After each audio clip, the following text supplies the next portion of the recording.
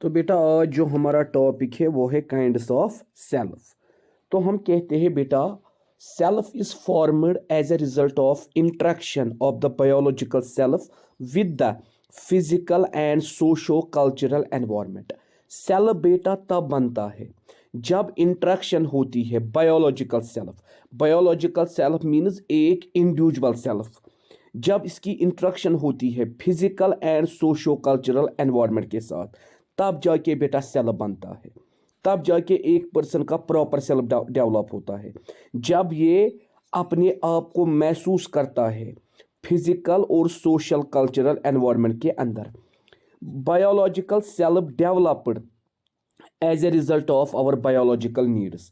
Biological self कैसे develop होता है?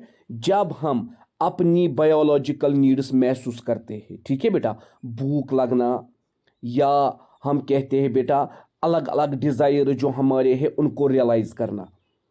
उसके बाद बेटा हमने कहा self are of two types, personal self and social familial और relational self. Now what is personal self? Personal self is primarily concerned with one self. Personal self वो सेल्फ होता है जो एक इंडिविजुअल के साथ कंसर्न होता है। Here emphasis comes to be laid on those aspects of life that relate only to the concern the person such as personal freedom। यहाँ पे बेटा हम emphasize करते हैं किनको बेटा? खाली लाइफ के उन एस्पेक्ट्स को जो एक पर्सन के साथ एसोसिएट होते हैं, जैसे एक पर्सन की पर्सनल फ्रीडम, जैसे एक पर्सन की पर्सनल रेस्पॉन्सिबिलिटी, जैसे एक पर्सन की पर्सनल अचीवमेंट या एक पर्सन के पर्सनल कंफर्ट्स। तो इसको हम बेटा बोलते हैं पर्सनल सेल्फ, जहां पे हम कंसर्न होते हैं aspects of life of a person. उसके बाद हम बेटा कहते हैं सोशल फैमिलियल या रिलेशनल सेल्फ। हम कहते हैं बेटा this self emerges in relation with others. ये वो सेल्फ होता है जो तब डेवलप होता है जब हम लोगों के साथ क्या बनाते हैं? Relation. Emphasis such aspects of life as cooperation. यहां बेटा हम एम्फेसिस किस पे देते हैं?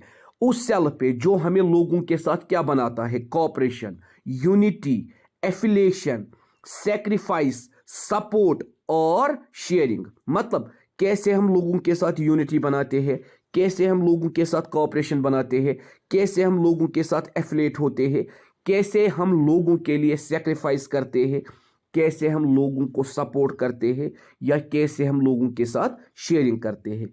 This self values family and social relationship. ये सेल्फ किसको वैल्यू करता है? फैमिली को और सोशल रिलेशनशिप्स को। Self concept, another topic, self concept. What is self concept? Self concept is the way perceive ourselves and the areas we hold about our competencies and attributes। Self concept का मतलब है वो रास्ता जिससे हम perceive करते हैं, जिससे हम महसूस करते हैं हमारे अंदर कौन कौन से आइडियाज है, कौन कौन सी कॉम्पिटेंसीज है और कौन कौन से एट्रीब्यूट्स है। A person self concept can be found out by asking the person about himself or herself। हमें कैसे पता चलता है एक पर्सन का सेल्फ कंसेप्ट कैसे है? जब हम उसको क्वेश्चन पूछते हैं उसके मुतालिक। ठीक है बेटा, उसके मुतालिक उसको हम क्वेश्चन पूछते हैं। एक इंसान ने अपने आप को कितना अंडरस्टैंड किया है, एक इंडिविजुअल को किन चीज़ों में इंटरेस्ट है, एक इंडिविजुअल को कौन सी चीज़ें अच्छी लगती है या एक इंडिविजुअल के अंदर कौन सी क्वालिटीज़ है, ये जानने के लिए हम उससे क्वेश्चन पूछते हैं उसी के मुतालिक। इसको हम कहते हैं सेल्फ कंसेप्ट। उसके बाद है next topic self esteem. Self esteem is the value judgement of a person about himself और हर सेल्फ। सेल्फ एस्टीम का मतलब क्या है? Value judgement of a person, एक पर्सन की वैल्यू जजमेंट। ठीक है बेटा, एक पर्सन की क्या वैल्यू जजमेंट अबाउट हिमसेल्फ और हर सेल्फ।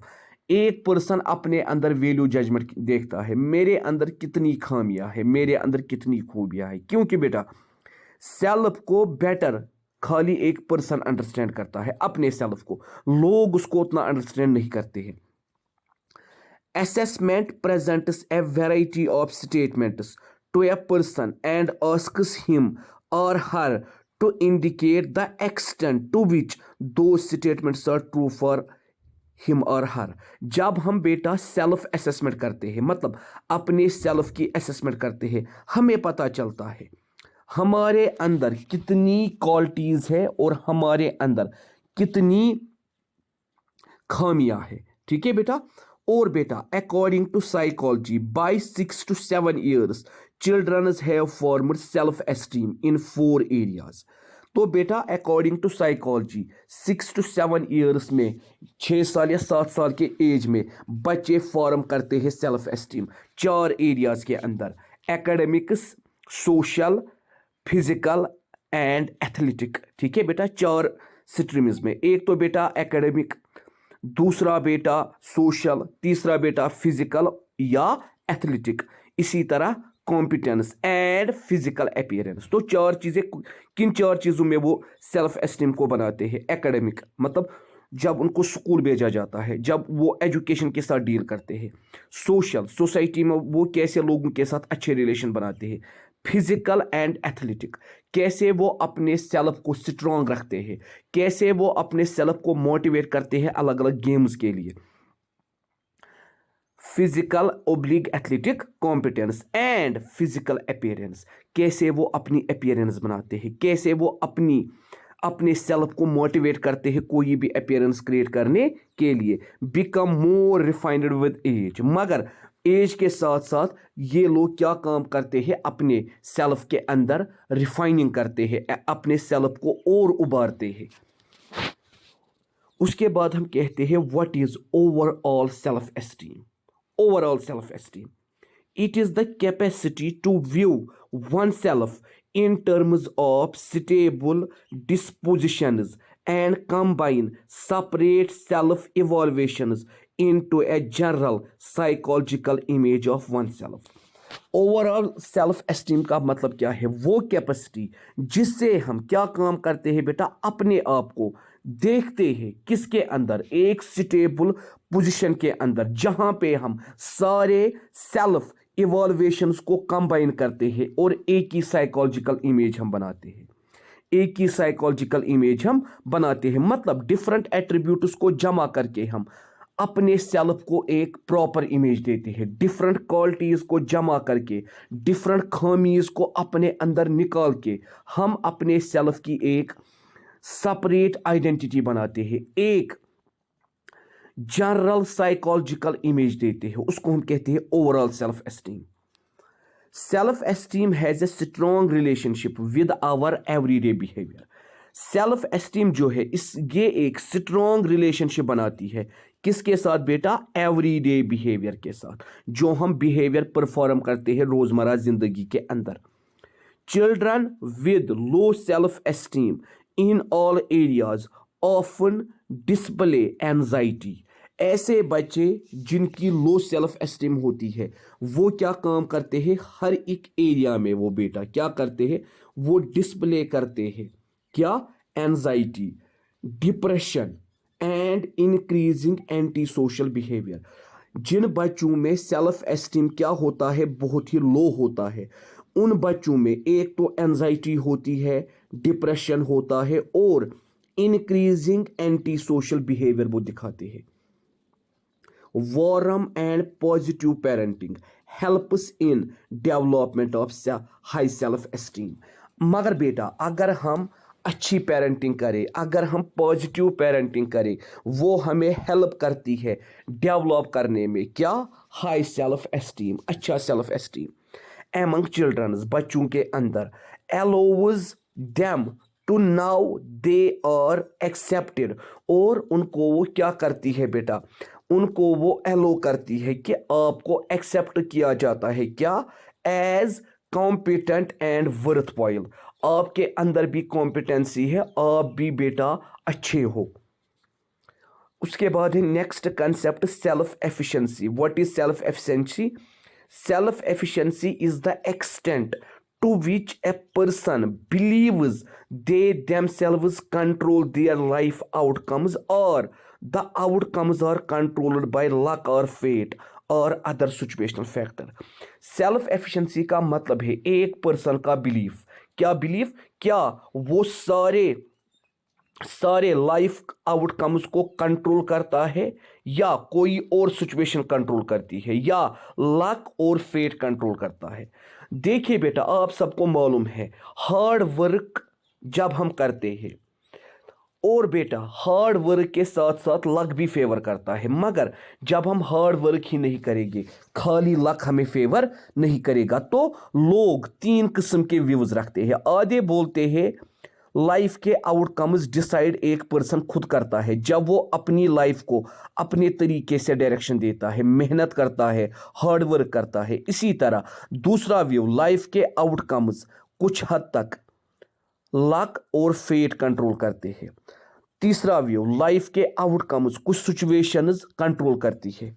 ठीक है बेटा, a person who believes that he she has the ability or behavior required by a particular situation demonstrates high self efficiency।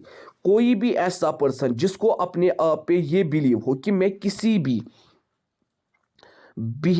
Situation को कंट्रोल कर सकता हूं, उसमें बेटा क्या होता है? High self efficiency. The notion of self efficiency is based on Bandura's social learning theory. तो हम कहते हैं ये जो सेल्फ एफिशिएंसी है, इसको हम पढ़ते हैं, इसको हम बोलते हैं, किस बिना पे हम इसको पढ़ते हैं? Bandura's social learning theory. According to Bandura's social learning theory, he showed that children and adults learn behavior by observing and imitating others। बंडूरी हमें क्या कहता है? बच्चे और एडल्ट्स बिहेवियर को लर्न करते हैं जब वो ऑब्जर्व और इमिटेट करते हैं बाकियों को। People expectation of achievement also determine the type of behavior in which they would engage। या लोगों का बिहेवियर कैसा है अकॉर्डिंग टू एक्सपेक्टेशन। मतलब हम किसी इंसान से एक्सपेक्ट करते हैं ये अच्छा बिहेव करेगा, या हम कहते हैं एक्सपेक्ट करते हैं ये बहुत सारी चीज़ें अचीव करेगा। Also determine the type of behaviour in which they would engage. तो बेटा किस बिना पे हम कहते हैं? उसके बिहेवियर के बिना पे। As also the amount of risk they would undertake. आप देखिए एक बिजनेसमैन बेटा रिस्क लेता है, उसको जब अपने सेल्फ पे भरोसा होता है कि मैं इस बिजनेस में इन्वेस्ट करूंगा, अगर मुझे थोड़ा लॉस भी हो जाएगा मगर मैं फिर गेन भी करूंगा, तभी वो बिजनेस में पार्ट लेता है। Strong sense of self-efficiency allows people to select, influence, and even construct the circumstances of their own life। जब लोगों में strong self-efficiency होती है, वो क्या काम करते हैं? वो खुद सिलेक्ट करते हैं, इन्फ्लुएंस करते हैं और कंस्ट्रक्ट करते हैं। किसको? अपनी circumstances of life को। ऑल्सो फील लेस फियरफुल, और उनके अंदर सारा खौफ भाग जाता है। Society, parents and oven positive experience can help in the development of strong sense of self efficiency.